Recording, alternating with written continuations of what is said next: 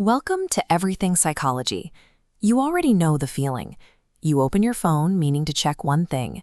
40 minutes later you surface, slightly dazed, vaguely hollow, unable to remember a single specific thing you just watched. Your attention feels scattered, your thoughts feel shallow, and somewhere underneath it all is a quiet, unsettling awareness that something has changed in the way your mind works, and that you did it to yourself. Gen Z has a name for this: brain rot. It is the subjective experience of cognitive decline caused by excessive consumption of low-quality digital content. The public's desperation to name this exact feeling is so intense that the Oxford Dictionary named it Word of the Year in 2024. It captured something millions of people were experiencing and had no precise language for.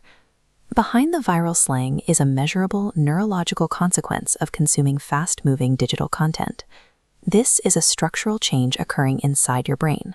This cross-section highlights the prefrontal cortex, the region responsible for sustained attention and deep thinking. It acts like a muscle, developing when doing difficult things. Short-form content does the opposite. Meaning is pre-digested. Your attention center never works, causing a measurable reduction in working memory. That physical atrophy is driven by a chemical crisis. Stimulating content produces a small release of dopamine. In moderation, that is perfectly healthy. The problem is your brain's dopamine system is simply not designed to sustain the hundreds of rapid-fire microstimulation events delivered in a single scrolling session. This graph shows how the brain survives that overstimulation. Notice how these intense, repeated dopamine spikes trigger the underlying baseline axis to plummet downward. The brain actively numbs its own dopamine receptors to maintain equilibrium. It downregulates its sensitivity to reward. The consequence of this chemical recalibration is severe restlessness. Ordinary, analog life, a walk outside, a long conversation, a meal without a screen, begins to feel physically and painfully understimulating. The world hasn't changed. Your chemical ability to experience it as rewarding has been reduced.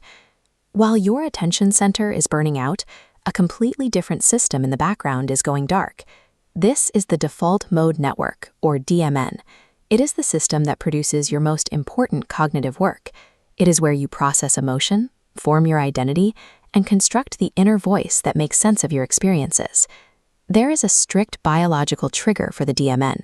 It requires idle time. It absolutely requires boredom and a complete lack of external tasks to turn on.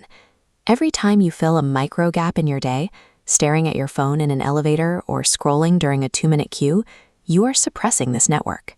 Every idle moment filled with a screen is a moment the default mode network is blocked from activating. By fiercely avoiding momentary boredom, you are systematically erasing your connection to your own internal narrative. You feel disconnected from yourself because you never give your brain the empty space required to figure out what you actually think. That lack of empty space also destroys your memory. Memory formation requires 2 stages: encoding, which is the initial registration of new information, and consolidation, the process where that information is transferred to long-term storage. In this memory model, blocks dropping into the hopper are newly encoded information. Infinite scroll ensures consolidation never happens. The constant feed violently pushes out encoded data before it reaches the secure storage vault. Information is received but instantly overwritten. Reading a dense paragraph requires active construction. Your brain has to hold multiple ideas simultaneously. This is deep processing. A short-form video requires almost none of this. You passively receive the information and move on. This is shallow processing. When shallow processing becomes your brain's dominant mode, the neural pathways required for nuance and complex thought physically weaken through disuse. You lose the capacity to follow complex arguments. You are quietly, structurally dumbing yourself down. Prefrontal cortex atrophy, dopamine downregulation, default mode network suppression, memory consolidation failure. When these 4 systemic failures occur together, they produce a highly specific psychological profile.